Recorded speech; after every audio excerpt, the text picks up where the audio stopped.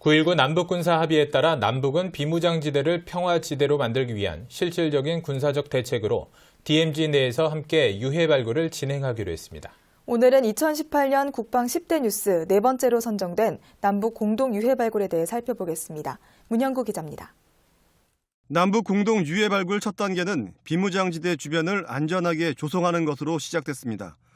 우리 군은 지난 10월 1일부터 11월 말까지 두 달에 걸쳐 해당 지역 안에 설치된 지뢰와 폭발물을 제거하는 데 힘을 쏟았습니다. 남북이 손잡고 함께 유해 발굴에 나설 지역은 강원도 철원 지역 화살머리 고지 일대입니다. 6.25 전쟁 당시 남북이 치열하게 전투를 했던 철의 삼각지 전투 지역의 하나로 유엔군과 중공군도 당시 인명피해가 발생했던 곳입니다. 원활한 발굴을 위해 벌인 지뢰 제거는 사실상 남북 군사 분야 합의문의 첫 번째 이행 조치입니다. 많은 지뢰가 매설된 위험 지역인 만큼 군사 당국은 안전을 최우선으로 작전을 수행했습니다. 저희는 약 3개월 전부터 이 지역에 대한 지형 정찰과 관련 준비를 충분히 해왔습니다. 안전 통로가 사전에 약 2에서 3m로 확보된 가운데 주변을 확장해 나가기 때문에 외부에서 인식하는 것처럼 그렇게 많은 위험 요인이 있지는 않은 것으로.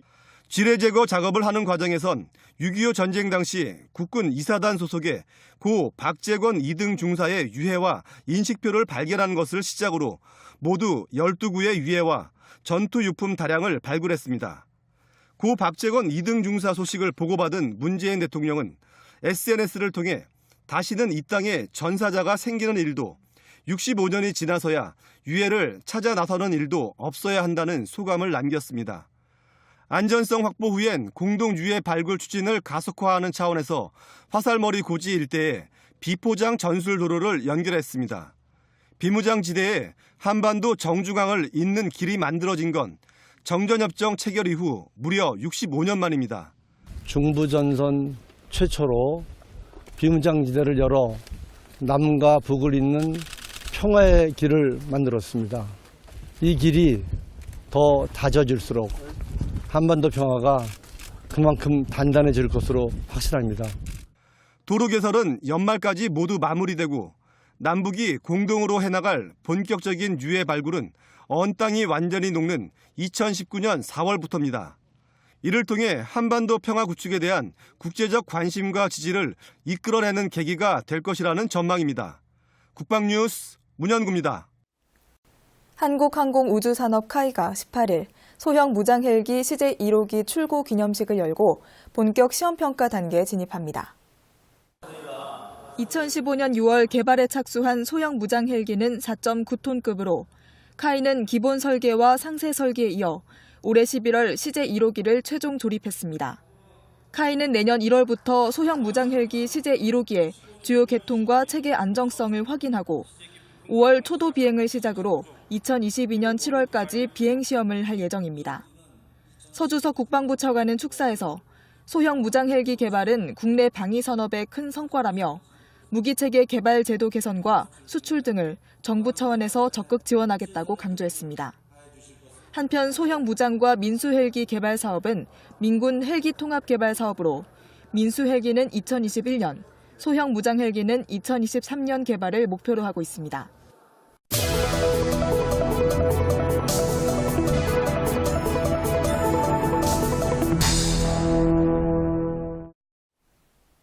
네, 유사시 아군을 향해 한 발 한 발 총을 쏘는 저격수의 위치를 신속히 파악할 수 있는 장비가 개발됐습니다. 바로 차량용으로 개발된 저격수 탐지 장비인데요. 탄환의 비행음과 총성의 음파 등의 도달 시간의 차이를 계산해 알아내는 방식입니다. 국내 기술로 만들어져 더욱 주목받고 있습니다. 윤현수 기자가 취재했습니다. 도깨비 방망이 같이 생긴 저격수 탐지 장비입니다. 무게는 8kg. 구 모양의 지지대에 7개의 마이크로폰이 달렸고 고성능 컴퓨터도 연결돼 있습니다. 탐지 시간은 총성 신호를 받은 뒤 0.5초 이내. 총성이 울리면 7개의 마이크로폰이 총성과 탄환 비행음의 시간차를 이용해 저격수의 방위와 거리를 통보합니다. 수십만 분의 1초라는 찰나의 시간에 저격수가 매복한 위치를 파악할 수 있는 겁니다. 적이 저희 아군을 저격을 하게 되면 그 날아오는 비행하는 탄환의 소리를 들어서 적의 위치를 아군에게 알려주는 겁니다. 예를 들어서 11시 방향 700m, 뭐 1시 방향 1000m 이런 식으로 저희 아군한테 알려줘서 바로 대응을 할 수 있도록 도와주는 장비가 되겠습니다. 자동차의 외관의 한쪽에 달게 되고요. 그리고 탐지가 되면 그 정보가 차량 안에 있는 디스플레이에 방향과 거리로 표시가 되게 됩니다. 최대로 탐지할 수 있는 거리는 1,500m. 정확도는 플러스 마이너스 4도의 98% 이상의 정확도를 갖췄습니다. 저격수가 총을 쏘는 순간 탐지 장비를 통해 저격수의 매복 위치가 모니터에 파악돼 신속한 대응 작전을 할 수 있습니다. 도심 시가전이나 산악전에서 승리를 위해 반드시 필요한 장비로 평가받고 있습니다. 해외에는 분쟁 지역이나 이런 쪽에서 굉장히 관심이 많습니다. 저격수 탐지 장비가 있기 때문에 더 이상의 희생을 막을 수가 있고 아군에 대응할 수 있는 그런 장비로 생각해 주셨으면 좋겠습니다. 전 세계에서 미국과 프랑스, 폴란드, 이스라엘에 이어 5번째 기술. 아시아에서는 최초입니다. 미군은 차량용에 이어 보병용 저격수 탐지 장비도 개발했습니다. 차량용보다 10분의 1에서 20분의 1 크기로 소형화한 겁니다. 정확도는 차량용에 비해 낮지만 저격수 위치를 알게 되면 화력을 쏟아부어 저격수를 제압할 수 있습니다. 저격수 2명은 한 개의 중대를 상대할 수 있다고 지금 알려져 있거든요. 그리고 또 적 저격수가 저격을 하게 되면 계속적으로 그 아군이 희생을 하게 돼 있어요. 그래서 저격수의 위치를 찾는 것이 굉장히 중요합니다.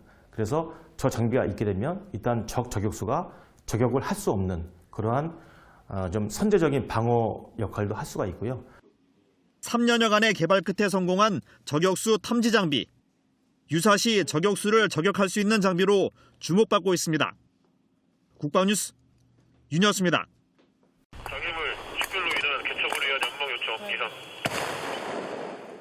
적의 시선을 분산하기 위해 일단 연막탄을 투척한 다음 갱도에 숨어있는 적들을 향해 맹렬하게 돌진하기 시작합니다. 전설의 전갈부대를 제압하고 말겠다는 다짐과 함께 승전을 향한 거침없는 질주가 시작됐는데요. 이 범용 발사기에서 공포탄 사격시 발사되는 레이저 강탄은 킬코드와 니어미스 코드라는 코드값을 가지고 있는데 그 코드값이 여기에 있는 감지 단자에 감지가 되면 뒤에 달려있는 훈련장 네트를 통해서 피해 정보에 대해서 모의를 하게 되겠습니다. 몸에 총 6개의 레이저 감지기와 마일즈 장비가 장착된 조끼를 입고 모의 전투를 하게 됩니다. 공포탄을 발사하면 진동을 감지한 발사기에서 레이저를 쏘고 감지기를 장착한 군인이나 장비에 명중하게 되면 사망 또는 부상, 파괴, 기동불능 등의 판정을 받게 됩니다. 시작이 좋은 것 같습니다. 빠른 속도로 갱도 입구에 도착한 대원들. 적은 보이지 않지만 여기서부터는 신중하게 움직여야 합니다. 혹시 부비 트랩이 설치됐는지 확인하기 위해 우선 갈고리부터 던져보는데 안전이 확보된 뒤에야 비로소 진입을 시도합니다. 미로같이 복잡하게 이어진 갱도 어딘가에 대항군이 숨어 있습니다. 동태를 살피며 조심스럽게 전진. 드디어 적의 그림자가 모습을 드러냅니다. 그리고 아군을 향한 총격이 이어지면서 본격적인 전투의 시작을 알립니다. 적을 향해 조준을 한 뒤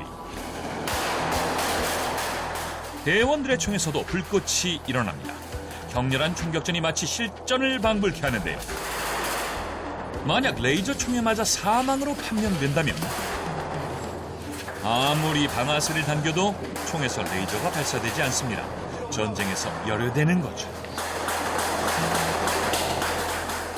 군복까지 적군과 똑같이 입고 맞서는 대항군 때문에 군인들은 모의 전투가 아니라 실제 전쟁에 참가한 기분. 잠시도 마음을 놓을 수 없는 총격전이 계속됩니다.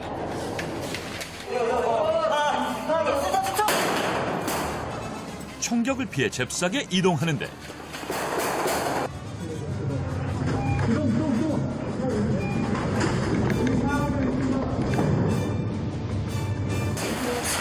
첫 번째 타격 지점까지 적들의 총알을 피해 무사히 도착했습니다.